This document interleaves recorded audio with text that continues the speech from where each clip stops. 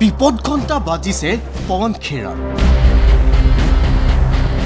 গ্ৰেপ্তাৰ হ'ব পাৰে কংগ্ৰেছ নেতা পৱন খেৰা।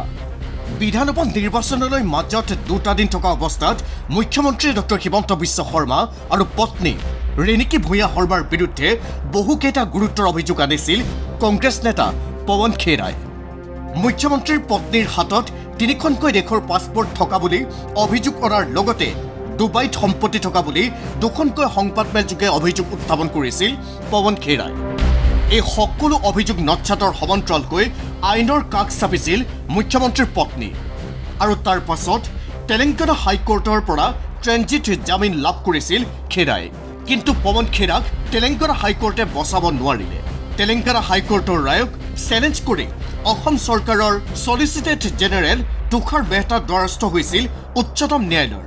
উচ্চতম ন্যায়ালয়ৰ এক খণ্ড বিচাৰপীঠে তেলেংগানা উচ্চ ন্যায়ালয়ৰ হুকুমটোত লগালে স্থগিতাদেশ। তদন্তৰ খাতিৰত অসম আৰক্ষীয়ে গ্ৰেপ্তাৰ কৰিব পাৰিব পৱন খেৰাক। তেলেংগানা উচ্চ ন্যায়ালয়ৰ যি হুকুম তাক প্ৰত্যাহ্বান জনাই অসম চৰকাৰ মহামান্য সুপ্ৰিম কোৰ্টৰ দ্বাৰস্থ হৈছিলে আৰু আজি এই হুকুমৰ বিৰুদ্ধাচৰণ কৰি চলিচিটৰ জেনেৰেল অৱ ইণ্ডিয়া তুষাৰ মেহতা তেখেতে অসম চৰকাৰক ৰিপ্ৰেজেণ্ট কৰি শুনানিৰ অন্তত মহামান্য সুপ্ৰিম কোৰ্টৰ এক খণ্ড বিচাৰপীঠে তেলেংগানা উচ্চ ন্যায়ালয়ে যি ট্ৰেঞ্জিট বেল গ্ৰাহ্য কৰিছিলে 7 দিনৰ বাবে date order has been stayed পৰিপ্ৰেক্ষিতত আজিৰ তাৰিখত অসম আৰক্ষীয়ে তদন্তৰ খাতিৰত পৱন খেৰাৰ বিৰুদ্ধে কোৱাৰচিভ একশ্যন ল'ব পাৰিব আৰু তদন্তৰ খাতিৰত যদি পৱন খেৰাক গ্ৰেপ্তাৰ কৰিবলগীয়া পৰিস্থিতিৰ উদ্ভৱ হয় সৃষ্টি হয় নিশ্চিতভাৱে তেখেতক গ্ৰেপ্তাৰ কৰিব পাৰিব। এই গোচৰটোক লৈ মুখ্যমন্ত্ৰী ডক্টৰ হিমন্ত বিশ্ব শৰ্মাই তেলেংগানা উচ্চ ন্যায়ালয়ক কেনেকৈ জামিন দিব পাৰিছিল বুলি প্ৰশ্ন তুলি ক'লে, ट्रांजिट बिल एक्चुअली मेरा हिसाब से तेलंगाना कोर्ट नहीं दे सकता है बिकॉज वो तेलंगाना का ना रेसिडेंट है ना क्या है। जो भी है असम गवर्नमेंट ने इसको सुप्रीम कोर्ट तक लेके गया, सुप्रीम कोर्ट ने स्टे किया है, कानून अपना रास्ता लेगा। একে সময়তে জ্যেষ্ঠ অধিবক্তা বিজন মহাজনেও বিভিন্ন সূত্ৰৰ পৰা পোৱা তথ্যৰ আলমতে ক'লে 10 বছৰ পৰ্যন্ত জেল হ'ব পাৰে পৱন খেৰাৰ। যেতিয়া জামিনৰ আবেদন কৰিছিলে তেলেংগানা উচ্চ ন্যায়ালয়ত তেতিয়া পৱন খেৰাই কৈছিলে যে তেখেতৰ পত্নী হায়দৰাবাদৰ বাসিন্দা অৰ্থাৎ টেৰিটৰিয়েল জুৰিছডিকশ্যনটো আনিবৰ বাবে। কিন্তু আজি শুনানিৰ সময়ত চলিচিটৰ জেনেৰেল অৱ ইণ্ডিয়া তুষাৰ মেহতাই এইটো কথা আদালতৰ আগত ব্যক্ত কৰে যে তেখেতৰ আধাৰ কাৰ্ড ইত্যাদি প্লেচ অফ ৰেচিডেঞ্চ পৱন খেৰাৰ পৰিবাৰৰ দিল্লীহে।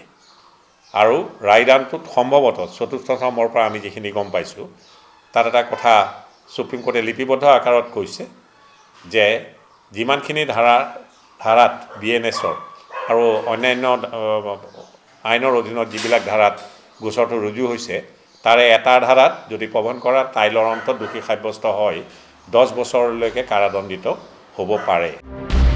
ইফালে এই প্ৰসংগত কংগ্ৰেছ নেতা ৰাহুল গান্ধীয়ে এই প্ৰসংগত কৰা টিপ্পনীৰ উত্তৰ দিবলৈ গৈ ৰাহুল গান্ধীক প্ৰত্যাহ্বান ডক্টৰ হিমন্ত বিশ্ব শৰ্মাৰ। ৰাহুল গান্ধীয়ে ৰাজহুৱা কৰিব পাৰিবনে পাছপৰ্ট বুলি প্ৰশ্ন কৰি মুখ্যমন্ত্ৰীয়ে পুনৰ ক'লে কোনো গোল্ডেন ভিছা নাই মুখ্যমন্ত্ৰী আৰু পত্নীৰ। 10 आरोप अगर मैं राहुल गांधी का ऊपर लगा दो, क्या राहुल गांधी यही बात बोलेगा? मेरा वाइफ और मेरा पासपोर्ट में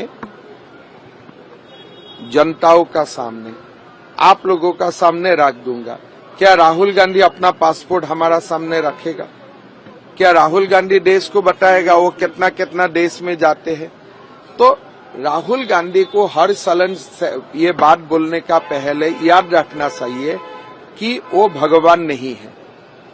आप जो बात पूछेगा वो बात मैं भी आपको पूछने का अधिकार है। मेरा पास और मेरा परिवार का पास कोई गोल्डन वीसा नहीं है, सीधा बात।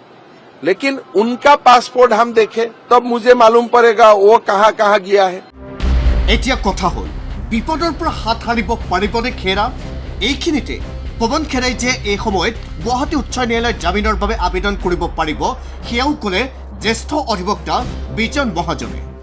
লগতে সুপ্ৰিম কোৰ্টে অৱশ্যে এই কথাটো কৈছে যদি তেওঁ এণ্ডেমিক হাইকোৰ্টত অৰ্থাৎ গুৱাহাটী উচ্চ ন্যায়ালয়ত জামিনৰ আবেদন কৰে, কাৰণ তেখেতলৈ জাননী জাৰি কৰিছে সুপ্ৰিম কোৰ্টে, বিষয়বস্তুটো আজিও পেণ্ডিং হৈ থাকিব, জাননী জাৰি কৰিছে 3 সপ্তাহৰ, আৰু তাৰ মাজত যদি তেখেতে উচ্চ ন্যায়ালয়ৰ দ্বাৰস্থ হৈ PLS বেইল বিচাৰে, নিশ্চিতভাৱে without taking into account the order passed by the Honorable Supreme Court, the High Court will decide the application on merit.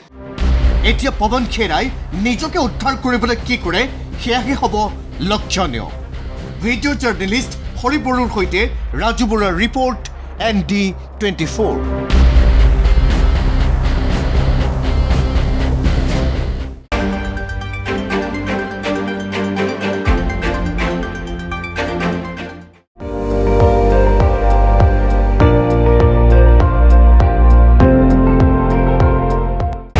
আপুনি চাই আছে ND24, সৰ্বশ্ৰেষ্ঠ নহয় সৰ্বোত্তমৰ দৌৰ।